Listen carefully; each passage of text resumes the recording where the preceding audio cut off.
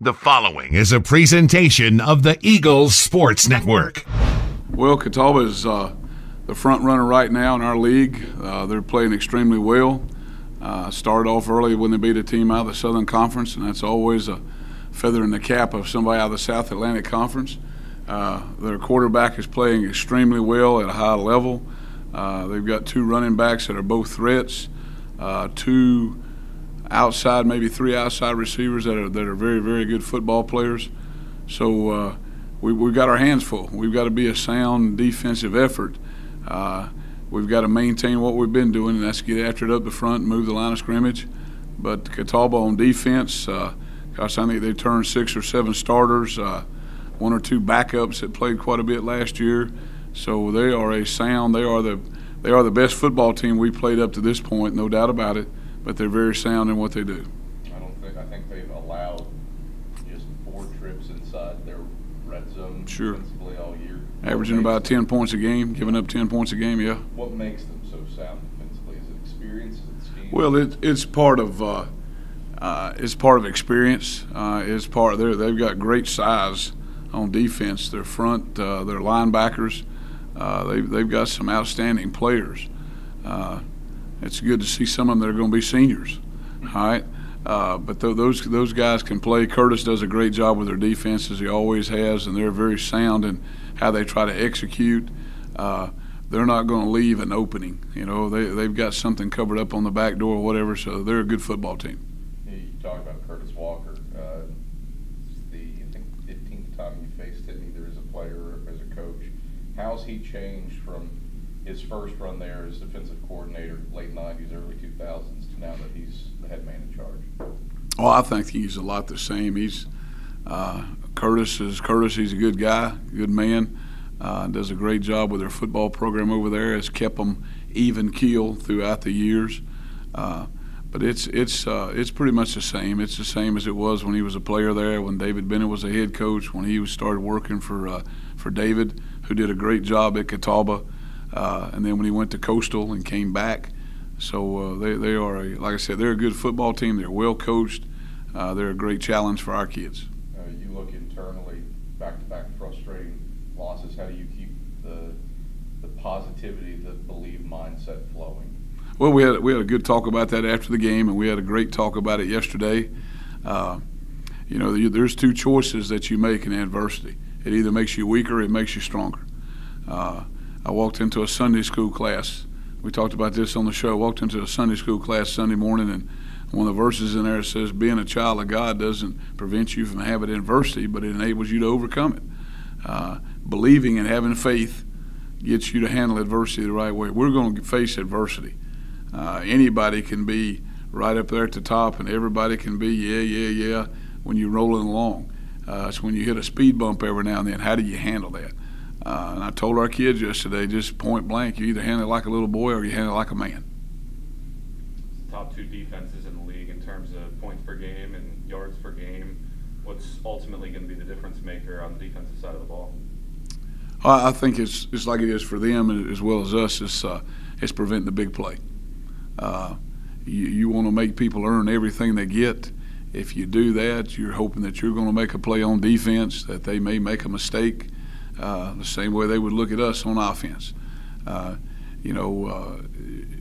you know how you're going to do it, they know how they're going to execute on offense. We know how they're going to execute on defense. They know the same about us.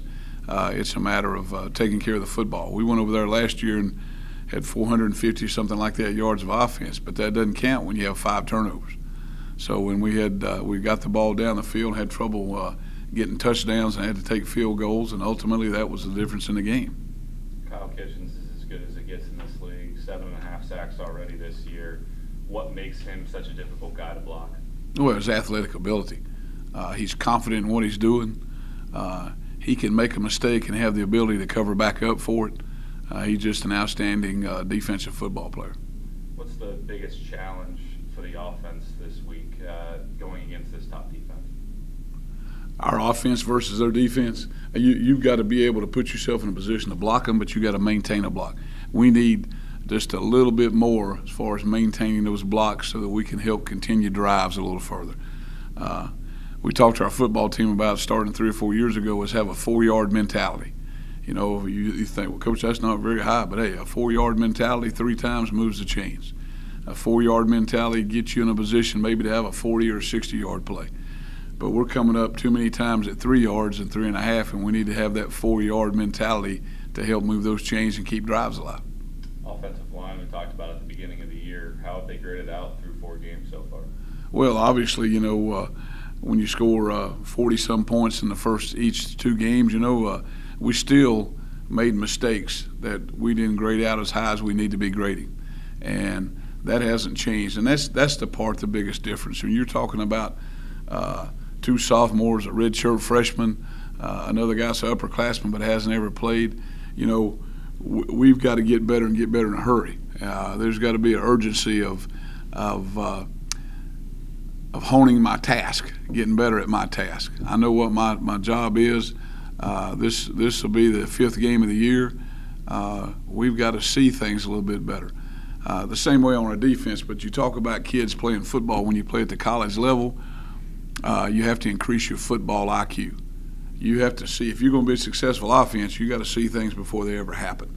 That doesn't mean you're a Swingali or anything like that, but you've got to see how a defense lines up, how I've practiced against that, how I've watched video, and know what's going to happen before the ball snaps. Then you become a better offensive line. Then you get you're more explosive instead of maybe taking a look and see type thing.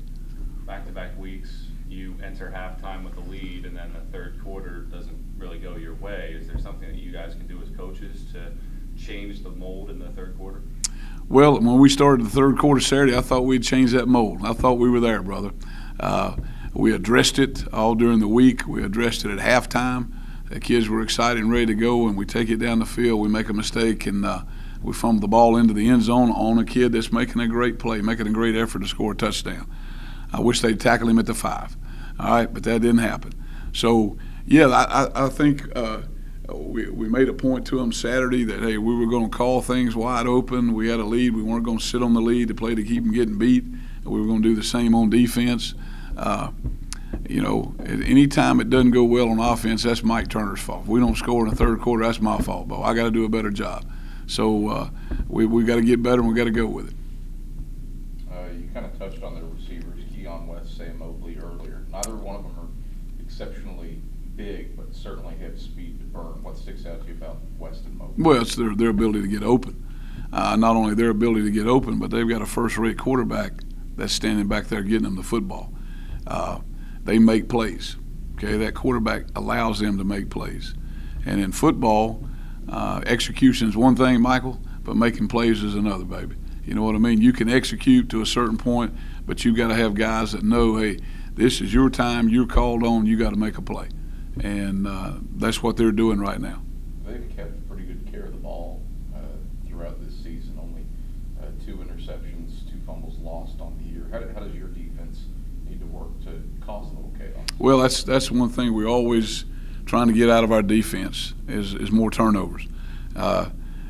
When you look at football, it's about field position, then it's about that turnover ratio. If you get more than you give up, you should be in good shape as far as the game goes along.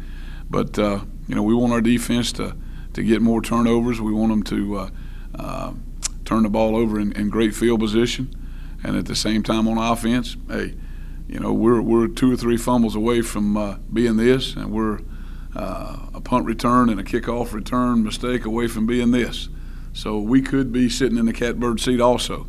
Now we're not. So what do we got to do? We got to have a sense of urgency about us, and from what I saw yesterday and talked with our kids about, and what I expect to see on the practice field today is that same enthusiasm, that same excitement, that same faith and belief, and let's go out there and play a great football team.